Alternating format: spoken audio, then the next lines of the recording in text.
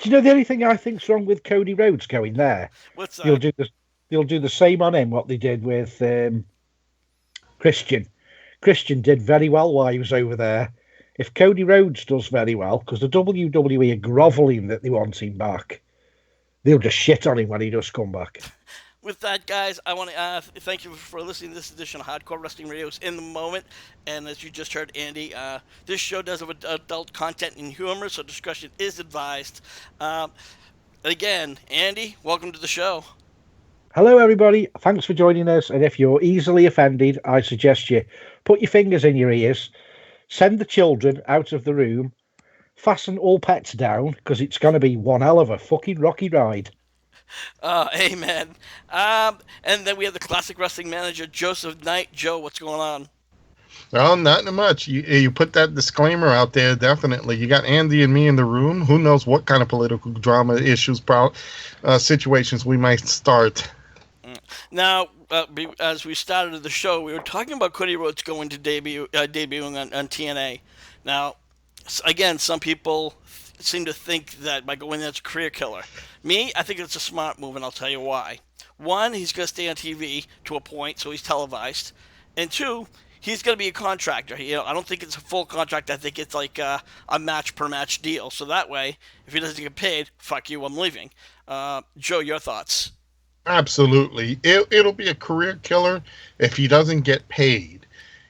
And if he has complete control of his character. TNA has been known to do bad decisions.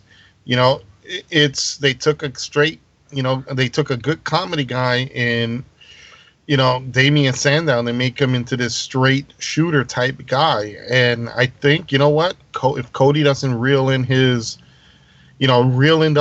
money that they supposedly going to give him and have control of his character, that, it's going to be a career killer. But you know what?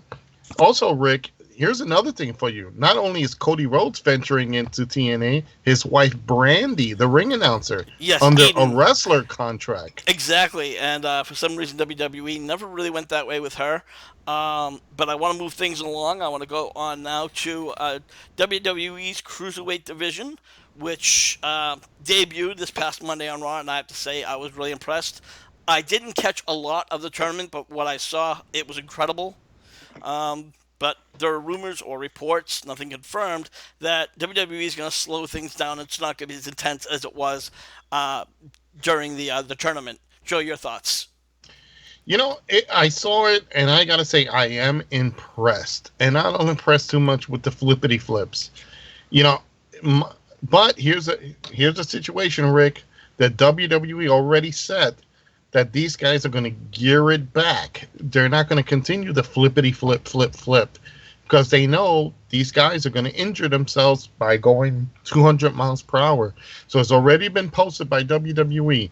While they are dealing with the cruiserweights, they're going to tone back a little bit of that suicidal, I'm going to do 50 flips in the air and sip tea before dropping an elbow.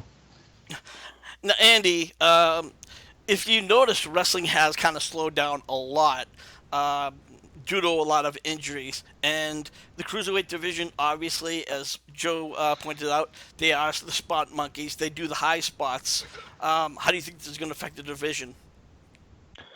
Exactly like I said when we were watching Monday Night Raw. The only thing that annoys me is we had a bit of an heated debate when we were just on a Skype program about it. We had a bit of a discussion, and I was basically saying it's all right. These people that are coming from the cruiserweight, people are saying that they're good wrestlers. They're only good wrestlers because they're high flyers.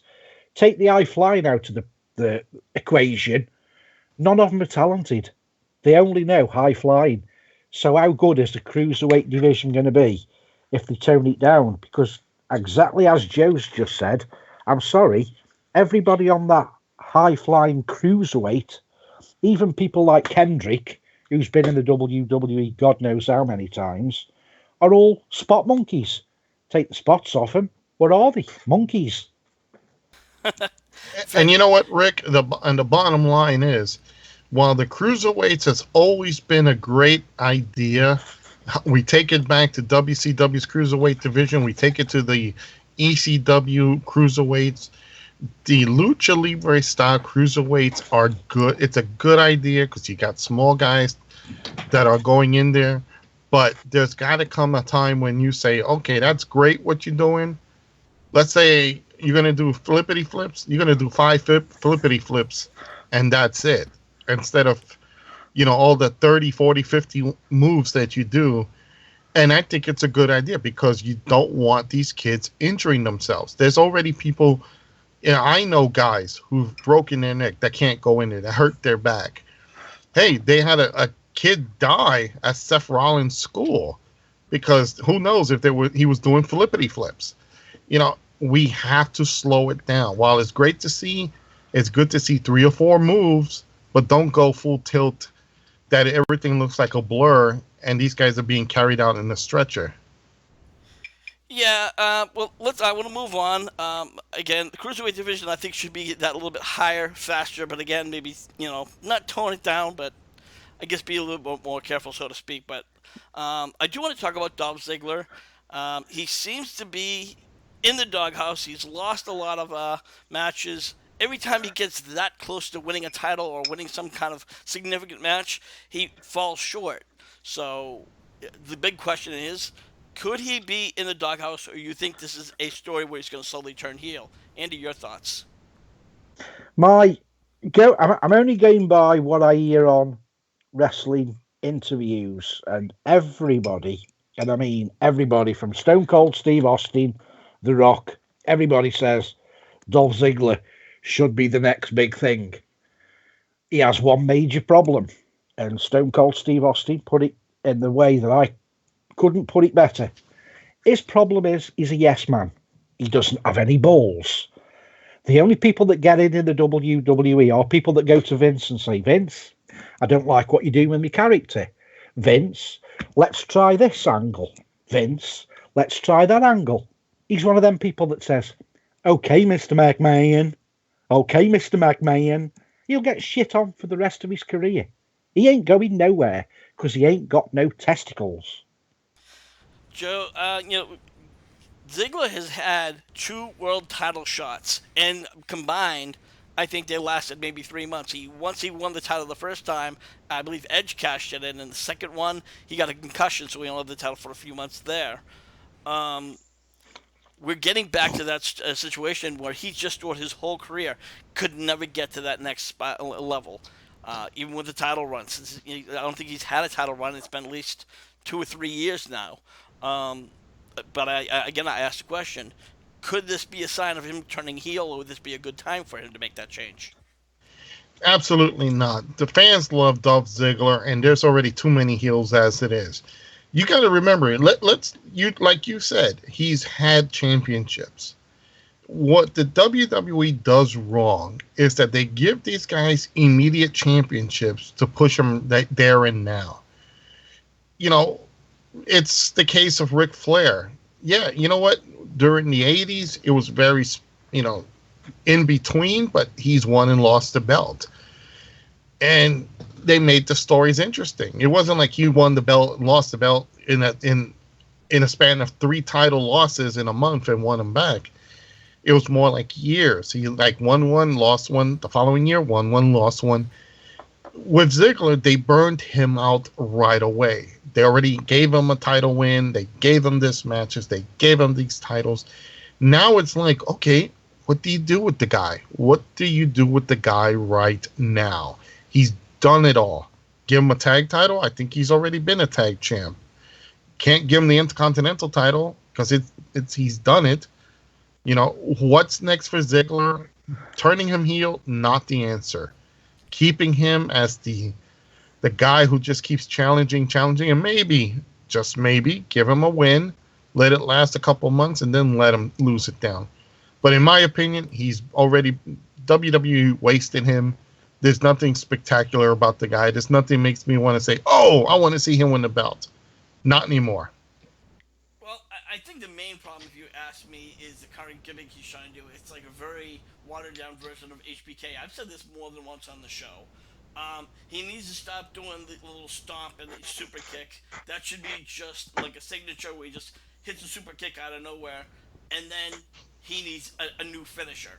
The zigzag, not a bad move, but you have to be in the right place at the right time. He can never really seem to execute it. But that's my personal thoughts. I want to move on to another guy that seems to be getting another push, and that's Jack Swagger. Again, another former world champion. They looked like they were trying to give him a push before he got busted for smoking weed. And since then, he's had very, very small pushes, and only to get his ass kicked in the end. Is this direction he's going now? Just getting a small push, only to be the stepping stone. Joe, your thoughts? I'm sorry, Rick. You kind of cut out on me. Oh, sorry. Well, the question. No, just give me the last part. Yeah, and then sure, the question is Jack Swagger. Is he getting this push to be another stepping stone? You know what? I think Jack Swagger's there because they have nothing else to do with the guy, and they have him signed to a contract. You notice he's not really he doesn't have the American colors on as much. I think they're just keeping him around just because they need people. There's nothing significant about Jack Swagger. Well, I'm going to disagree with you about not being enough people. I mean, Christ had to do a brand split now. He recently went over to SmackDown. He's kind of changed his look a little bit. He's got all black. He's kind of wearing his hat, turned back.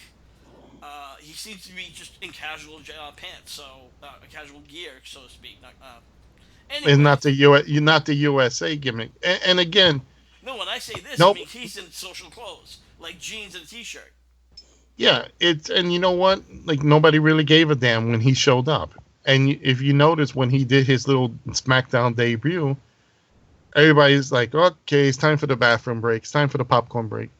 He's another guy. They shined him too soon, and now what do you do with the guy? He's just like another afterthought. Oh, he's just here to collect the paycheck. And like I said, when he came out, I was like, okay. It wasn't Andy. I don't know what you think, but for me, I was like, it really wasn't a big thing for me. He did nothing he didn't put it like this. I don't think he's going to put asses in seats. No, there's something about Dolph Ziggler and God, I forgot his name now.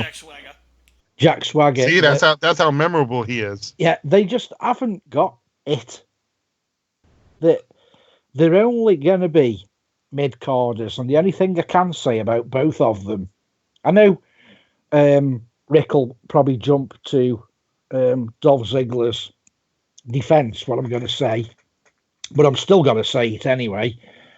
He's only any good when he's actually got a manager, because the bloke's got no mic skills at all. It's all right, people saying he's trying, he's not doing bad. He's been in the WWE 10 years. He should be shining, not doing bad. And you do have a fair point. The only really times he seems to be getting that big push is when he's with somebody.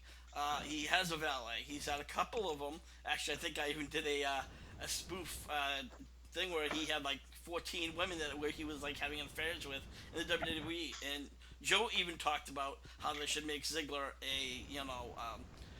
one of the hot guys that the chicks want to hang over are fabulous blondes.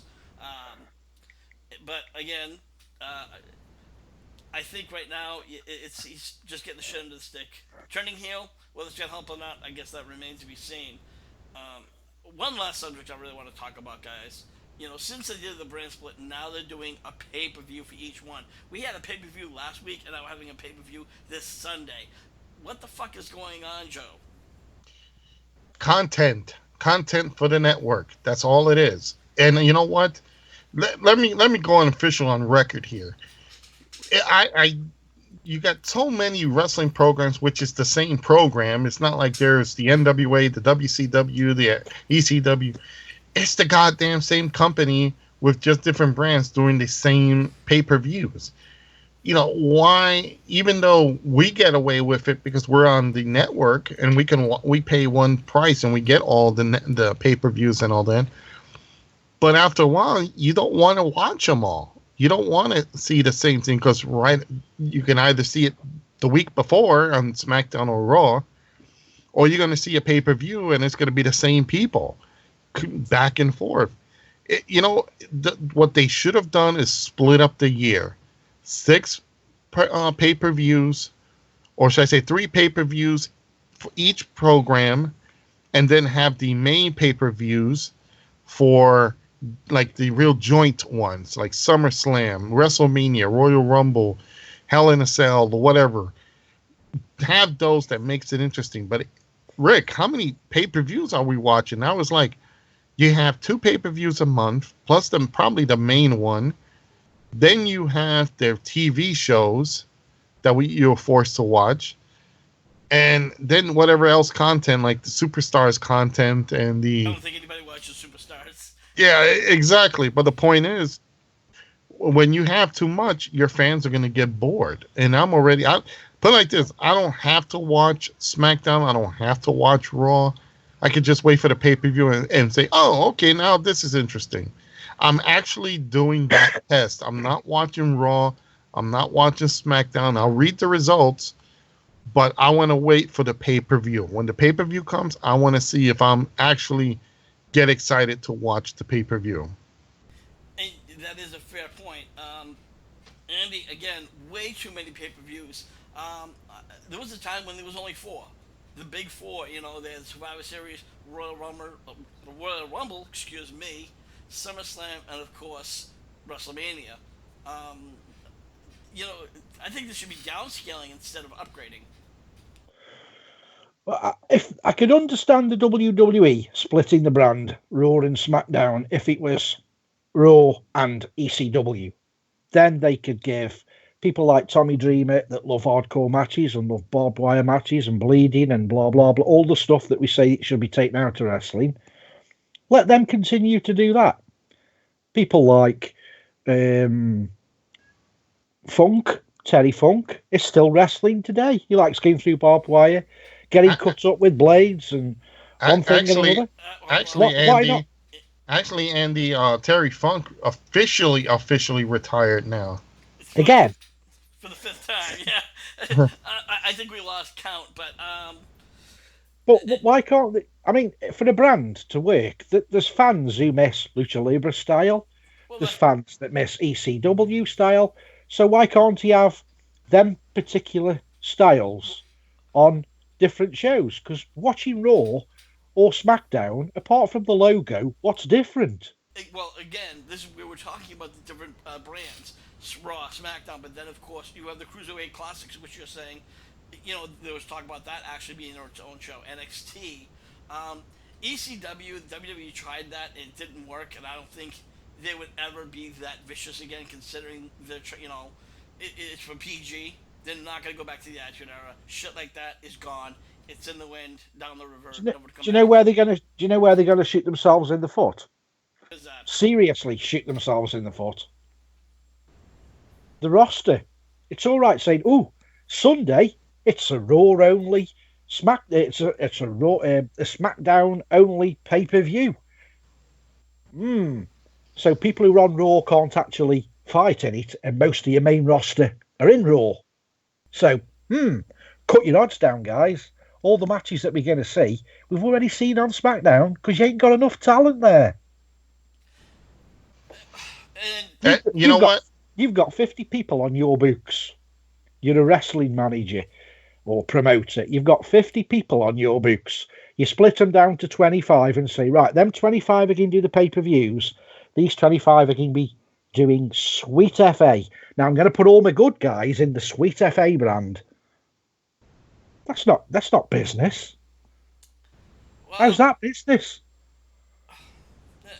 I think, honestly, where you're going with that, I personally I kind of have to disagree. But Joe, your last thoughts.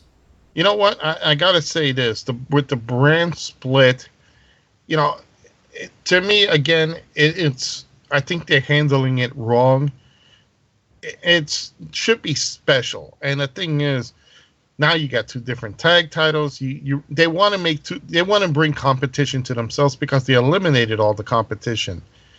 And really, if you look at it, it's not really much of a brand separation because it's the same. You're still seeing the same talent. If they will bring in, even though they're bringing in now the indie guys to be the job guys, which is a smart idea. I think they need to come up with some ways to make the brands really significant and really interesting. And right now, like Andy says, there's nothing really big about them. Something should be different. They both have women's titles. They both have tag titles. And one has a universe title. Now the other one has a world title. They should come up with something that makes them interesting. Hell, I wish SmackDown would bring the War Games. That'll be interesting. Raw can go back to bringing the Bunkhouse or something. Stuff like that. You're talking about like War Games. I don't think WWE will ever use War Games because they have their own. Let me finish. They have their own version, which is Elimination Chamber. But you know what? I'm going to cut you off. They always used Night of Champions, and look, now they're using a WCW name in Clash of the Champions. But they have done that in the past, and they're going to do it again because right now they need the extra pay-per-views, which again we've been talking about for the past 5 minutes. It's just boring. There's just too many. You know what, guys? I'm going to wrap it up here.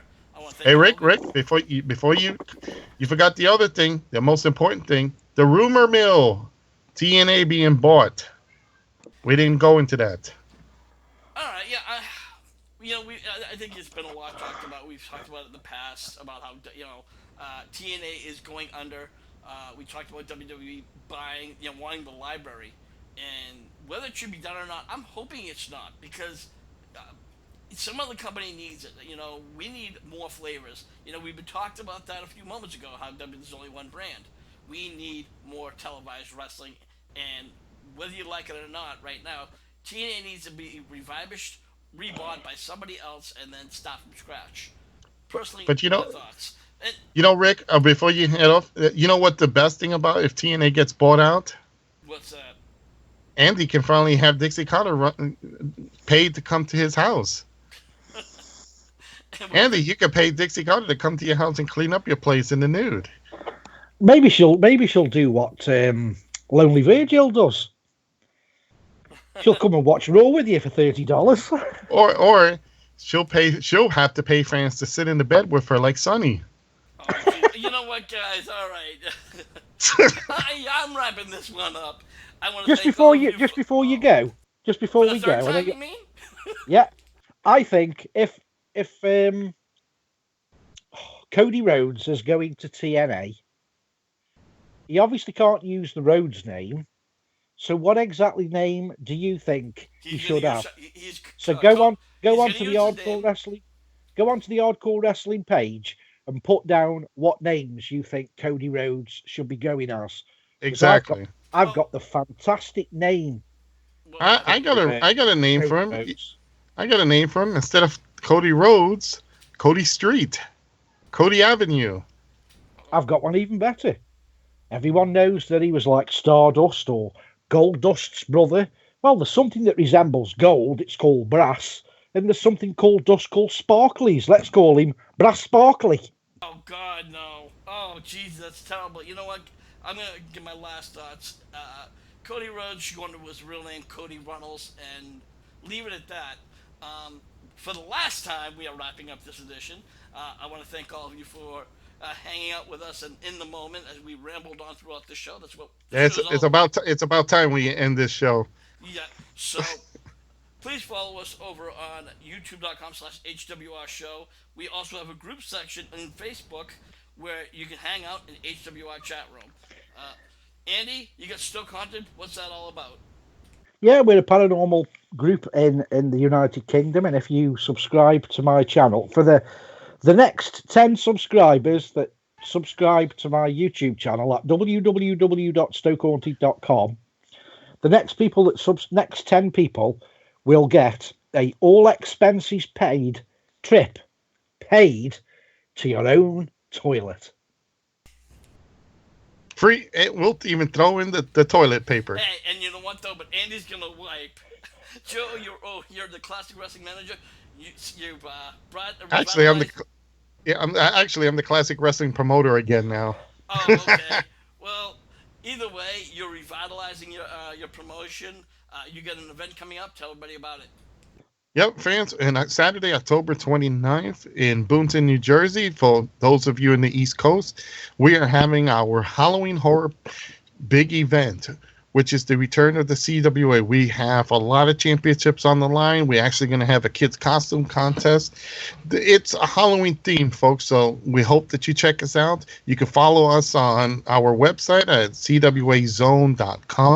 You can follow me on Twitter at jknightcwa. You can also follow me on Facebook at Joseph Knight Manager.